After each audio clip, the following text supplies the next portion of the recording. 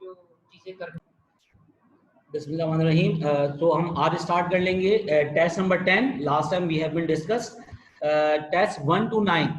तो हम लोगों ने टेस्ट 1 to 9 कंप्लीट कर लिए। तो अब हम स्टार्ट करने जा रहे हैं टेस्ट नंबर 10। ठीक है, तो टेस्ट नंबर 10 के अंदर वही तकरीबन चीज़ें रिपीट हुई भी होंगी जो हम लोग लास्ट टेस्ट में सॉल्व कर चुके हैं।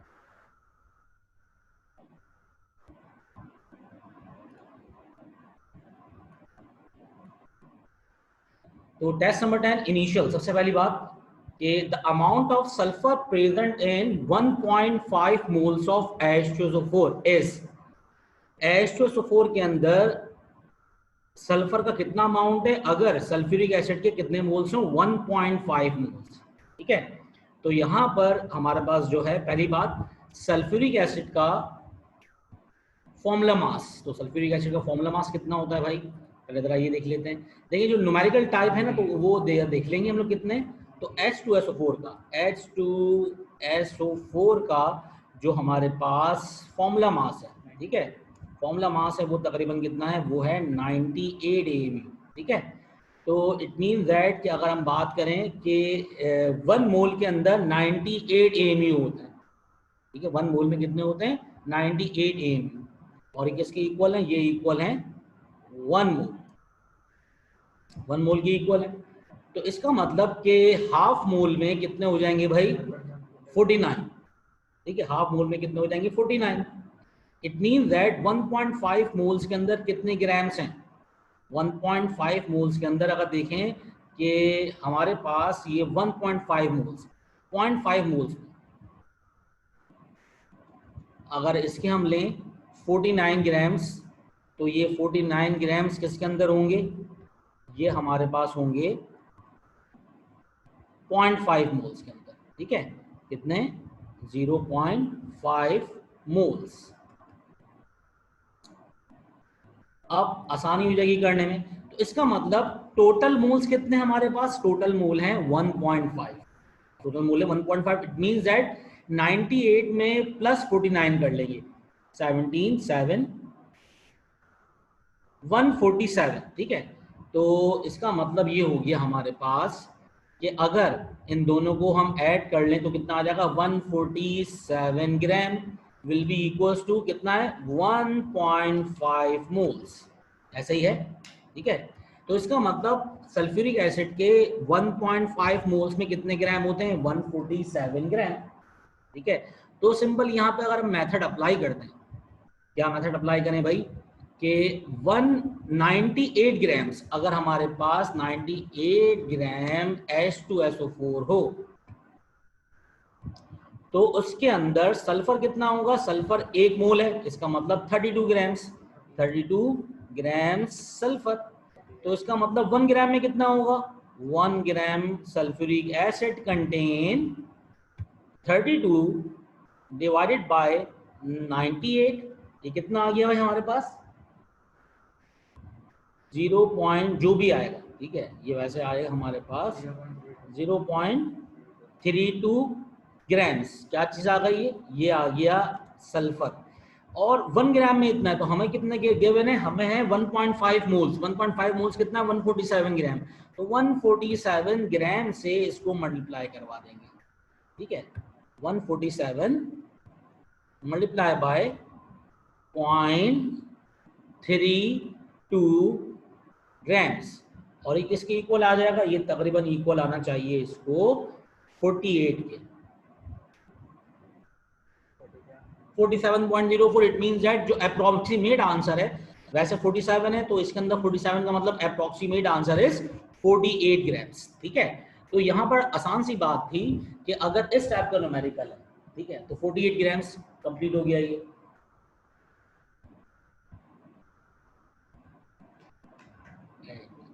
और दूसरा मेथड, और हम इसका दूसरा मेथड लें। दूसरा मेथड क्या है हमारे पास, कि हम डायरेक्ट क्या करें, कितना था हमारे पास 32 divide by 1.5,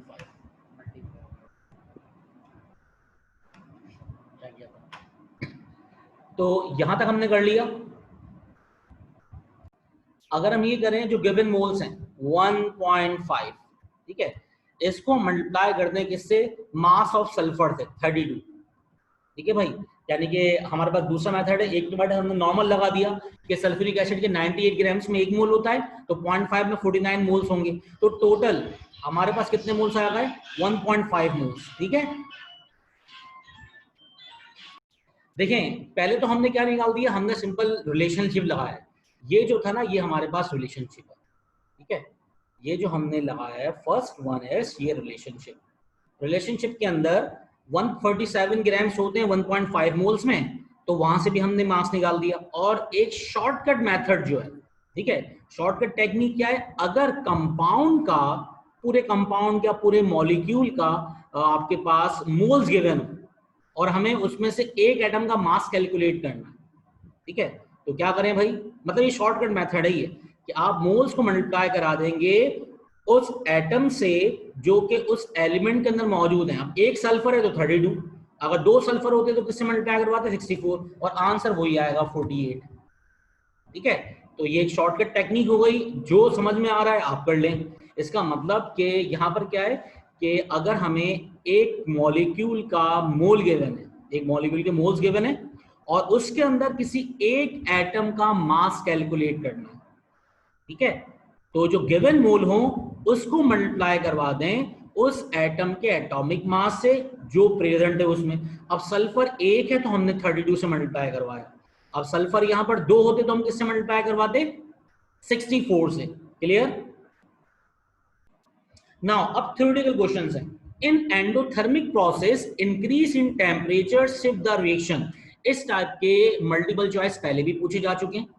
favourable condition endothermic के लिए क्या होती है, बाय इंक्रीजिंग टेम्परेचर, और इंक्रीजिंग टेम्परेचर का मतलब reaction move towards forward direction. तो इसका मतलब क्वेश्चन नंबर 2 का option A, question number 2 option A is correct, question 1 option A, question 2 option A. अब चलते हैं next, question number 3, brass is an alloy of dash and dash. यकीनन हमें copper और zinc, brass is an alloy of copper and zinc. देखें जब आप लोगों ने 9 टेस्ट कंप्लीट कर लिए तो इसमें बहुत सारे क्वेश्चंस ऐसे होंगे जो आप लोगों को समझ में आ गया होगा कि किस चैप्टर के किस टॉपिक में से बन रहे हैं, ठीक है। The correct answer of 3 is D. अब नेक्स्ट है, इंटरनल एनर्जी 10 गिवन है, थ्रेशोल्ड एनर्जी 39 है, एक्टिवेशन एनर्जी निकालनी है, बहुत ही आसान सी बात है, threshold minus internal, 39 minus 10 it means that 29, 4 का ऑप्शन ए। क्लियर। देन इसके बाद अब देखें इस तरह के क्वेश्चन भी पूछे जा चुके हैं पहले, इन विच एटम या in which element number of protons and neutrons are equal. Sodium 11, 11, 12 equal नहीं होते, ठीक है। हीलियम 2 और 4, देखें याद होना चाहिए हीलियम का जो आपके पास मास है, ठीक है, वो कितना है 2 and 4। अगर हम बात करेंगे इसकी हीलियम की, तो हीलियम के लिए होता है 2He4, 4 एटॉमिक मास, 2 इलेक्ट्रॉन है, 2 प्रोटॉन है, और 4 - 2 2 न्यूट्रॉन है। इसका मतलब इसमें इलेक्ट्रॉन प्रोटॉन न्यूट्रॉन इक्वल, तो it means that question number 5 का option B. Clear. Question 5 option B. Next 6 हमारे पास क्या है, 6 है आईयूपीएसी डी ब्लॉक एलिमेंट्स का। डी ब्लॉक के आईयूपीएसी की कंप्लीटली वीडियो मैंने सेंड कर दी थी, 2 वीडियोस थी, ठीक, कंप्लीटली सेंड कर दी थी, बहुत ही आसान सी बात है। सबसे पहले हमारे पास क्या होगा, पॉजिटिव सोडियम, ठीक है, सोडियम हेक्सासियानो कोबाल्टेट, ठीक है, sodium hexacyano cobaltate 3। What is the correct formula. अब करेक्ट फॉर्मूला पूछ रहे हैं, आसान सी बात, इसमें करेक्ट फॉर्मूला निकालने का तरीका ये है कि अगर हम कोबाल्ट पे +3 निकाल दें, कोबाल्ट पे +3 निकाल दिया हमने, तो इसका मतलब वही फॉर्मूला है। तो क्वेश्चन नंबर 6 का ऑप्शन ए, 6 का ऑप्शन ए क्यों, सोडियम पर है +3 वैलेंसी, सोडियम पर है +3 वैलेंसी, तो इस पूरे इस कंपाउंड पे इस पर आएगी -3 वैलेंसी, ठीक है। अब -6 है इसके ऊपर, -6 में कितना ऐड करें कि -3 हो जाए +3, तो कोबाल्ट पे +3 ऑप्शन कहां से आया, ऑप्शन ए से। तो सिंपल हमें आईयूपीएसी गिवन है, अगर आपको आईयूपीएसी नेम लिखने आते हैं तो ये बहुत ही आसान क्वेश्चन था, ठीक है। Question number 6 option A, Na3COCN6 bracket की गोस। अच्छा नेक्स्ट हमें कुछ याद होना चाहिए, कि जितने भी सिंगल कोवेलेंट बॉन्ड होते हैं उसमें sp3 hybridisation, double covalent bond sp2 और ट्रिपल कोवेलेंट बॉन्ड sp। तो ट्रिपल कोवेलेंट बॉन्ड कौन है? आइन। आइन हमारे पास D। तो sp hybridization is found in आइन, मतलब इथाइन। तो 7 का D ऑप्शन, ठीक है। इसके बाद 8, विच one has high heat of hydration, किसकी हाई हीट ऑफ हाइड्रेशन है? तो देखें सबसे ज्यादा ओवरऑल अगर हम देखें तो लिथियम का exceptional, lithium has exceptionally high reduction potential. जब भी इसको इस्तेमाल करते हैं सेल या बैटरी के अंदर, एस लिथियम लिथियम आयन कपल, तो which one has high heat of hydration? Lithium ion, ठीक है। 8 का B. Then question number 9, which salt on dissolving in water produce hydrolysis. पहली बात, हाइड्रोलाइसिस में क्या चेंज होना जरूरी है? पीएच। एसिडिक एसिड को वाटर में डिसॉल्व करें, सोडियम एसिडेट को वाटर में डिसॉल्व करें तो बनेगा एसिडिक एसिड और NaOH, ठीक है। और इसका मतलब बनेगा स्ट्रॉन्ग बेस और वीक एसिड। अमोनियम हाइड्रोक्साइड को डिसॉल्व करें वाटर के अंदर तो क्या बनेगा भाई? ये अगर डिसॉल्व करें अमोनियम हाइड्रोक्साइड तो यहाँ पर फॉर्मेशन होगी अमोनियम, अच्छा ये फिलहाल गलत लिखा हुआ है, अमोनियम क्लोराइड होना चाहिए। ये क्या होना चाहिए? अमोनियम क्लोराइड, ठीक है। जो इसके अंदर 9 है हमारे पास, 9 में ये ऑप्शन भी सही नहीं है, 9 का ऑप्शन सी सही है, ठीक है। 9 में ऑप्शन सी। KCl को डिसॉल्व करें तो strong acid strong base, ammonium hydroxide को पानी में डिसॉल्व करें तो वही लिक्विड अमोनिया मिलेगा। इसका मतलब wrong answer. Correct answer of 9 is C, sodium acetate. Sodium acetate क्यों? जब सोडियम एसिडेट को वाटर में डिसॉल्व करेंगे स्ट्रॉन्ग बेस बनेगा NaOH और वीक एसिड बनेगा एसिडिक एसिड, ठीक है। Next question number 10, from which period does this configuration belong. किस पीरियड से कॉन्फ़िगरेशन बिलोंग कर रही है? बहुत ही आसान सी बात है, पीरियड नंबर जाहिर करता है हाईएस्ट कोफिशिएंट। हाईएस्ट कोफिशिएंट क्या है? 4। तो इसका मतलब एलिमेंट किससे बिलोंग कर रहा है? एलिमेंट बिलोंग कर रहा है 4th पीरियड से। बहुत ही आसान सी बात। और आपको ये पता हो कि पीरियड नंबर का मतलब क्या होता है? Highest coefficient. तो हाईएस्ट कोफिशिएंट इज 4, ठीक है, and period number will be 4। तो 10 ऑप्शन बी। अब नेक्स्ट बोल रहे हैं, which rule is violated in following electronic configuration. कौन सा रूल वायलेट होगा? अब बहुत सारे रूल लिखे हुए हैं, हम पहले देखते हैं sequence 1s 2s 2p 3s 3p 4s। इसका मतलब कि हुंस रूल तो सॉरी ऑफ तो ब्रेक नहीं हुआ, इसमें बिल्कुल सही इसकी कॉन्फ़िगरेशन चल रही है। ऑफ ब्रेक नहीं हुआ तो n+l भी ब्रेक नहीं हुआ। अब 4s में 3 इलेक्ट्रॉन आ गए, किसी भी ऑर्बिटल में 2 से ज्यादा इलेक्ट्रॉन नहीं आ सकते, अदरवाइज सारे क्वांटम नंबर क्या हो जाएंगे? Same, according to Pauli's exclusion principle. किसी भी 2 इलेक्ट्रॉन के सारे क्वांटम नंबर सेम नहीं हो सकते। 11 option D. Next 12, on dissociation A B convert किसमें हो रहा है? ए पॉजिटिव और बी नेगेटिव। अब द सॉल्यूशन इज डैश। अब देखिए यहां पर 12 जो है हमारे पास, इसमें ये बोल रहे हैं कि ए बी को डिसॉल्व किया तो ए पॉजिटिव और बी नेगेटिव हासिल होगा। असल में देखना होता है कि हमें किस टाइप का सॉल्यूशन बना हुआ है, ठीक है। तो इसमें या तो देखिए, या तो हमें और डेटा गिवन होना चाहिए था कि गिवन KSP बराबर है एक्चुअल KSP के, तो सैचुरेटेड गिवन हमारे पास जो हमने कैलकुलेट की वो ज्यादा हो जाएगी तो सुपर सैचुरेटेड, और अगर कम है तो वो क्या होगा हमारे पास? वो होगा जो सॉल्यूशन है वो होगा अनसैचुरेटेड। तो 12 में डिसोसिएट किया जा रहा है AB को, और इसमें KSP वगैरह गिवन नहीं है, ठीक है। तो ये इनकरेक्ट क्वेश्चन है, अदरवाइज हम कहेंगे कि सॉल्यूशन कैसा बना? सैचुरेटेड। वजह क्या है? ए भी ब्रेक होने पे कंप्लीटली पॉजिटिव और नेगेटिव में ब्रेक हो गया। वजह क्या है भाई? यहाँ पर एरो आ गया, कौन सा वाला? यहाँ पर एरो आ गया सिंगल लाइन वाला, ठीक है। इसका मतलब all salt is converted into its ion, तो it means that the solution will be saturated. Next 13, acidic buffer solution, पहले भी रिपीट हो चुका है। एसिडिक बफर सॉल्यूशन क्या होता है? Acidic buffer solution is a mixture of या conjugate of weak acid and salt with strong base. ये आ गया हमारे पास ऑप्शन बी, 13 का option B. Weak acid acidic acid, और उसका सॉल्ट है स्ट्रॉन्ग बेस के साथ, कैसे पता चला? सोडियम है और सोडियम बनाएगा NaOH। तो ये बफर सॉल्यूशन में बार बार एसिडिक या बेसिक बफर का फॉर्मूला पूछा जा रहा है, तो हमें ये पॉइंट याद होना चाहिए। अब देखिए नेक्स्ट क्वेश्चन नंबर 14, बहुत ही आसान सी बात। द गैस ओबे आइडियल बिहेवियर। गैस कब आइडियल बिहेवियर ओबे करती है या कब आइडियल बिहेवियर ओबे नहीं करती? गैस उस टाइम पे आइडियल बिहेवियर ओबे नहीं करेगी जब वो कन्वर्ट हो जाएगी लिक्विड के अंदर। लो टेम्परेचर और हाई प्रेशर पर गैस ओबे नहीं करती आइडियल बिहेवियर। और अगर इसको रिवर्स कर दें, तो क्या बन जाएगा हमारे पास?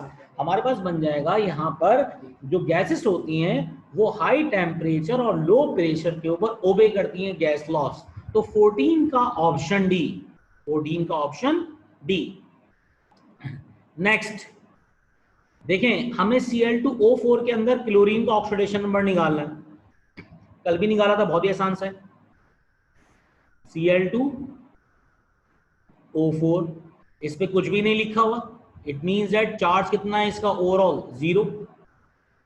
ऑक्सीजन पे होता है -2, तो इस पे कितना हो गया टोटल -8। इस पे कितना है 2x, 2x -8 is equals to 0। इसका मतलब 8 उधर जाके क्या होगा पॉजिटिव और 2 जाके डिवाइड हो जाएगा, तो 15 में ऑप्शन बी आ जाएगा। Cl2O4 के अंदर क्लोरीन का ऑक्सीडेशन नंबर कितना है 4। Next, which one act as an electrophile? 16 में देखिए कल कहा था इलेक्ट्रोफाइल किसे कहते हैं? इलेक्ट्रॉन लवर, इलेक्ट्रॉन को सीक करने वाला, इलेक्ट्रॉन की चाहत रखने वाला। Contain positive charge, benzene neutral, chlorine negative, NO2 होता है पॉजिटिव, हमने बहुत बार पढ़ा है। नाइट्रेशन, नाइट्रेशन में नाइट्रो ग्रुप क्या होता है पॉजिटिव, तो क्वेश्चन नंबर 16 का सी ऑप्शन नाइट्रो NO2। और इससे पहले भी टेस्ट हम सॉल्व कर चुके हैं, तो नाइट्रो ग्रुप पे क्या होता है पॉजिटिव, नाइट्रेशन में इस्तेमाल करते हैं और ये देता है electrophilic substitution reaction 16C। 17 general formula of amide, general formula of amide RCONH2। 17 का ऑप्शन ए, 17 का ऑप्शन ए बिल्कुल सही, आसान सी बात है। अब देखिए हमसे क्वेश्चन पूछ रहे हैं, backward rate of reaction is 1.7 exponent -4, Kc 1.5, rate of forward reaction is dash. तो 18 पूछ रहे हैं, ठीक है, तो Kc पूछ रहे, Kc कितना होगा भाई इसका?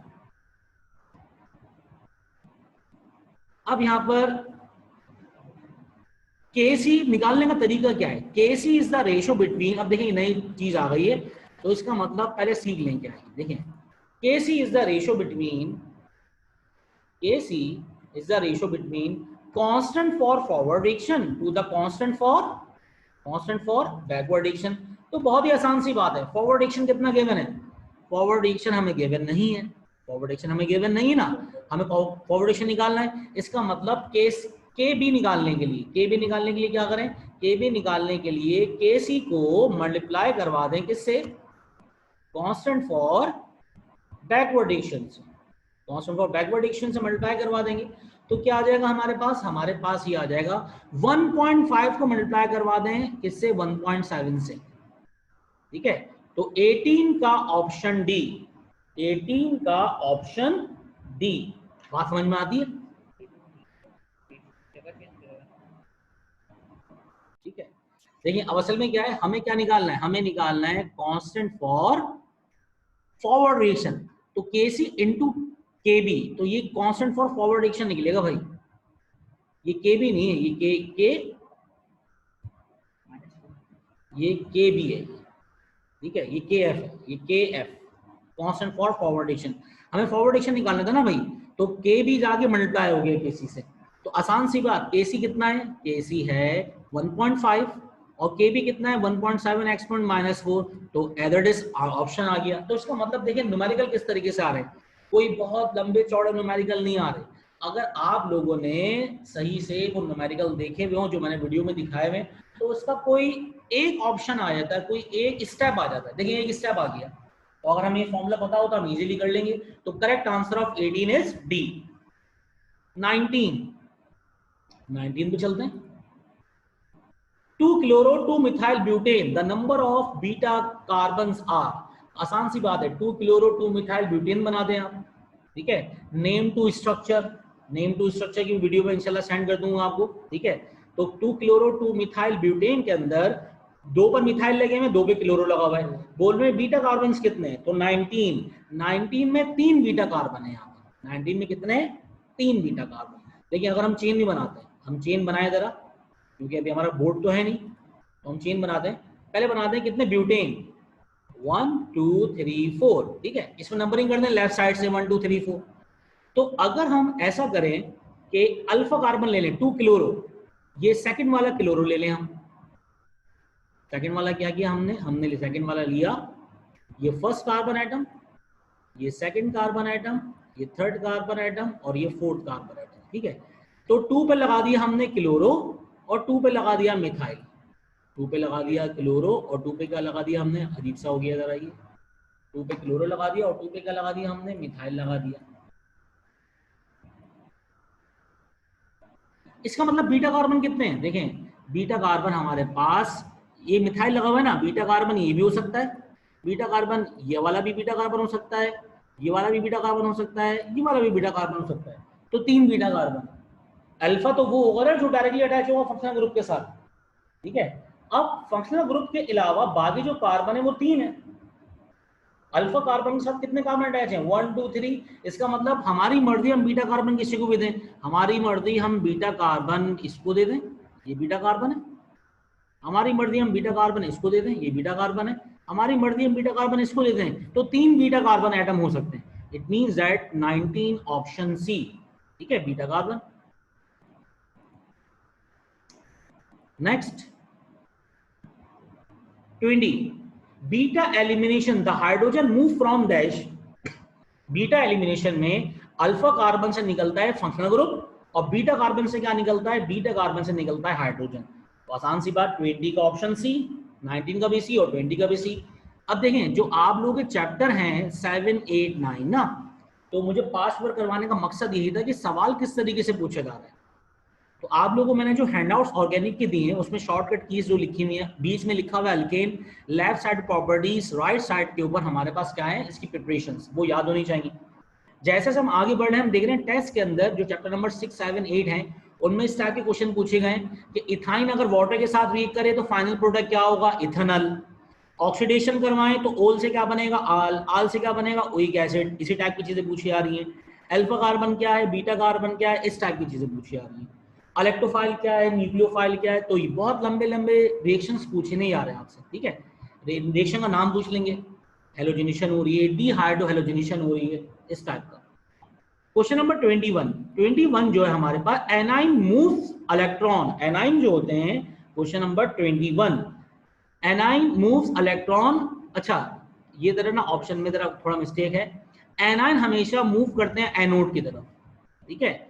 एनाइन क्या होते हैं, नेगेटिव, और ये क्या करते हैं, एनोड की तरफ मूव करते हैं और इलेक्ट्रॉन लॉस कर देते हैं। तो एनाइन का जो इलेक्ट्रॉन है वो भी मूव करता है एनोड की तरफ, और एनाइन भी कहां मूव करते हैं, एनोड की तरफ।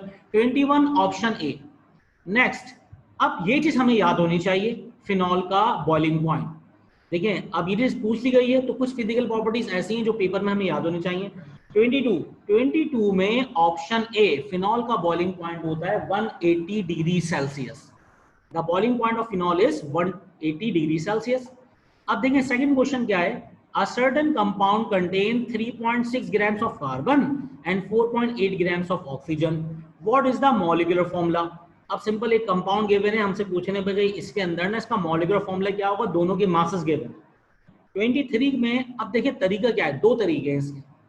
दो तरीके कौन से, या तो हम इसको कन्वर्ट कर लें नॉर्मल न्यूमेरिकल के अंदर, पहले मास से निकालें परसेंटेज, ठीक है। पहले मास से क्या मालूम करें, मास से मालूम कर लें हम percentage, various percentage. Then percentage से निकालें हम लोग मोलर रेशो, मोलर रेशो से निकालें सिंपलेस्ट रेशो, फिर सिंपलेस्ट आगे मतलब बहुत लंबा चौड़ा सवाल हो जाएगा, जबकि हमें मॉलिक्यूलर मासेस भी गिवन नहीं है यहाँ पर। एम्पेरिकल फॉर्मूला निकल के आ जाएगा। सिंपल रेशो के बाद क्या आ जाएगा हमारे पास, राउंडिंग ऑफ डेटा के बाद एम्पेरिकल फॉर्मूला। एक तरीका ये है। या दूसरा तरीका हमारे पास क्या है, सेकंड मेथड ये होता है कि हम देखें कार्बन और ऑक्सीजन का रेशो देख लें। कार्बन और ऑक्सीजन का यहाँ पर रेशो देख लें, ठीक है। कार्बन कितना है 3.6। 3.6 का मतलब हम फर्स्ट कर लेते हैं कि यहाँ पर 3.6 को डिवाइड करवा दें, 3.6 को डिवाइड करवा दें 4.8 से, ठीक है। तो रेशो कितना तकरीबन आ जाएगा, तो ये आ जाएगा पॉइंट में। तो 4.8 को डिवाइड करवाएं 3.6 से, 4.8 को डिवाइड करवाएं 3.6 से। जी भाई 23 समझ में आता है आप लोगों को? 23 समझ में आता है? देखें जस्ट ये रेशो का खेल है, परसेंटेज इज गिवन हो, मास गिवन हो, कल भी हमने न्यूमेरिकल किया था, एक रेशो निकालेंगे, जो रेशो सेम दे रहा होगा वही क्या होगा उसका मॉलिक्यूलर फॉर्मूला। क्लियर? इसमें कोई क्वेश्चन है भाई? अरीबा और यूसरा? नहीं तो मैं आगे जा रहा हूं।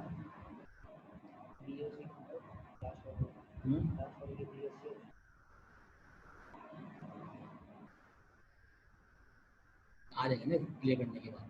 क्लियर है ये? आगे चलते हैं हम जरा। जी भाई अरीबा देखें, बिल्कुल ये देखिए किस तरह रेशियो निकाला आपने, 16 3 48, 16 4 4 4 16, किससे डिवाइड मल्टीप्लाई किया ये 9 4 9 किससे 8 3 24 7 3 21 4 3 12। अच्छा ये निकाल दिया आपने, पेंसिल जरा अम्मी देख लेते हैं जरा। 48 डिवाइड बाय 36, 3 1 3 3 2 6 9 4 9 36 4 2 8 3 3 9 3, हाँ 4/3 रेशो आ गया। कार्बन 12 ऑक्सीजन 16, 4 4 16 4 3 12, 3/4 रेशो आ गया। अरे हाँ बिल्कुल सही, बिल्कुल सही, बेहतरीन हो गया, ठीक है। अरीबा ने बिल्कुल सही कर दिया भाई। देखें क्वेश्चन नंबर 23 मैं फिर समझा रहा हूं, जरा गौर से देखिएगा, बहुत ही आसान सी बात है। देखें हमारी मर्जी कार्बन ऑक्सीजन का रेशियो ले, हमारी मर्जी ऑक्सीजन कार्बन का ले, हम चले हम कार्बन ऑक्सीजन का रेशियो लेते हैं। कार्बन ऑक्सीजन देखिए कार्बन कितना है 36, कार्बन कितना है 36 और ऑक्सीजन कितना है 48। ये किसके इक्वल आ गया, 48 और 36 आ रहा है 4/3, तो ये आ जाएगा 3/4। ये कितना आ जाएगा 3/4।